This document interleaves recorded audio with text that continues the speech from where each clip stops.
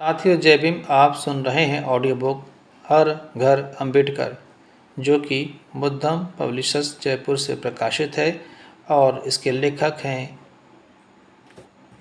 Doctor M L. परिहार। इसके 14वें भाग में चलते हैं। हेडिंग है सामाजिक व आर्थिक विषमता को मिटाना जरूरी।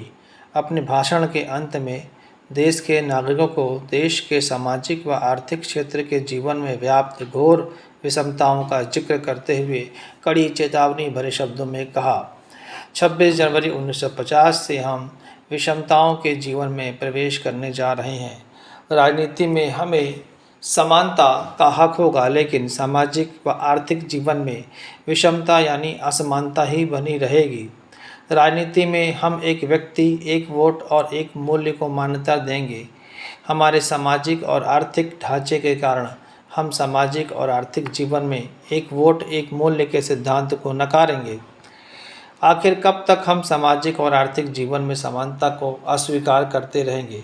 यदि हम लंबे समय तक इसे नकारते रहेंगे तो हम हमारे राजनीतिक लोकतंत्र को भी खतरे में डालेंगे।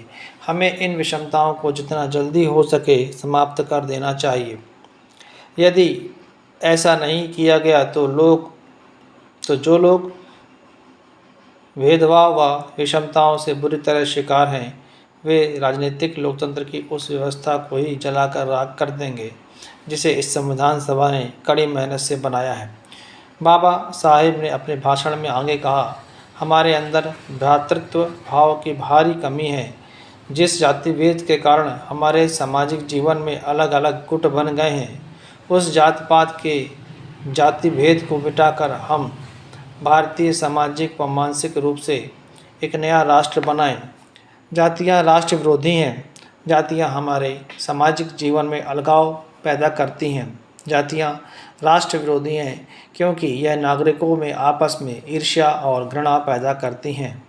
हम एक राष्ट्र हैं, ऐसा मानना खुद की झूठी प्रशंसा करना है। हजारों जातियों में बटे हुए लोग भला एक राष्ट्र कैसे हो सकते हैं? इसलिए यदि हम सच्चे अर्थों में राष्ट्र बनाना चाहते हैं तो हमें इन बाधाओं पर विजय पाना होगा। हजारों जातियों में बटे लोग भला एक राष्ट्र कैसे? मेरे ये विचार कुछ लोगों को जनता के लिए शायद अच्छे नहीं लगे।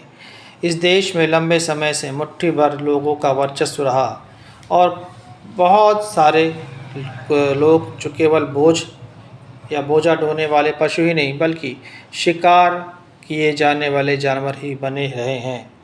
इस शोषणकारी वर्चस्व ने उनको न केवल बेहतर जीवन से ही वंचित रखा है, बल्कि उनका जीवन रस ही चूस लिया है। इन दबे कुचले लोगों का मन अब उन पर दूसरों द्वारा राज शोषण करने से भर चुका है। वे अब अपने ऊपर स्वयं ही राज करने के लिए बेचैन हैं। उन्होंने आगे कहा कि दबे कुचले लोगों को आत्मचेतना की इस भावना को वर्ग संघर्ष या वर्ग युद्ध का रूप धारण करने नहीं देना चाहिए। इससे घर का बंटवारा हो जाएगा और वह एक दिन तबाही का होगा।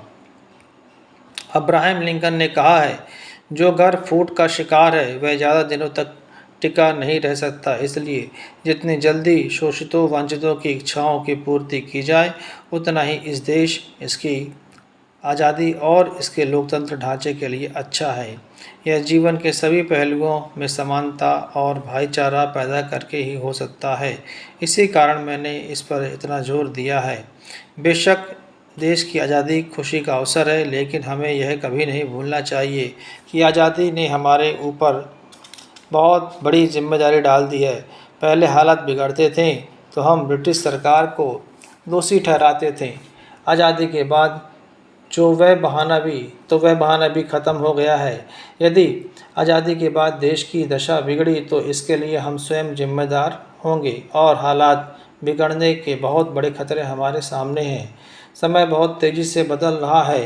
लोग, जिसमें भारत के लोग भी शामिल हैं, नई नई विचारधाराओं से प्रभावित हो रहे हैं। वे जनता द्वारा सरकार से अब उकता चुके हैं। वे अब जनता के लिए सरकार चाहते हैं।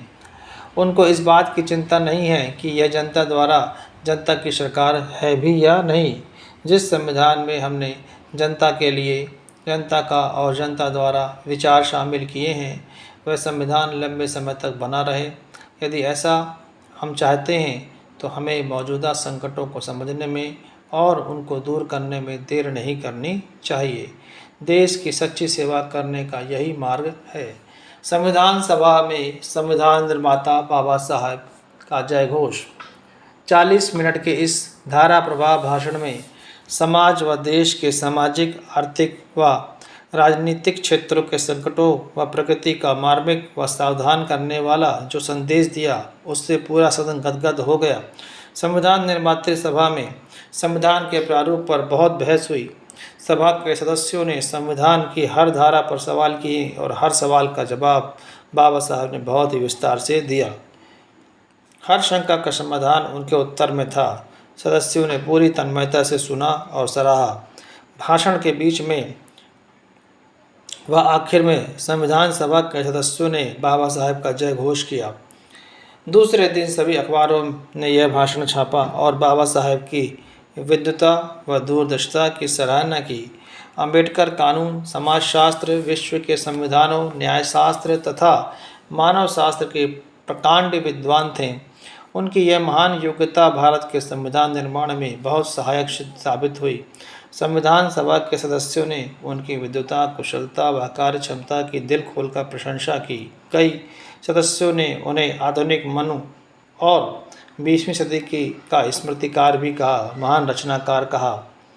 26 नवंबर 1949 को संविधान सभा ने संविधान को स्वीकार किया।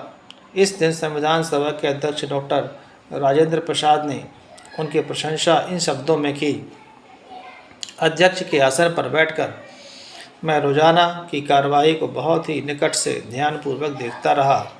संविधान प्रारूप समिति के सदस्यों, खासकर इसके अध्यक्ष डॉक्टर अंबेडकर ने अपने खराब स्वास्थ्य के बावजूद जिस विद्वता, निष्ठा और उत्साह से यह कार्य पूरा किया, इससे अधिक कोई नहीं कर सकता था। इसकी कल्पना औरों की अपेक्षा मुझे अधिक है।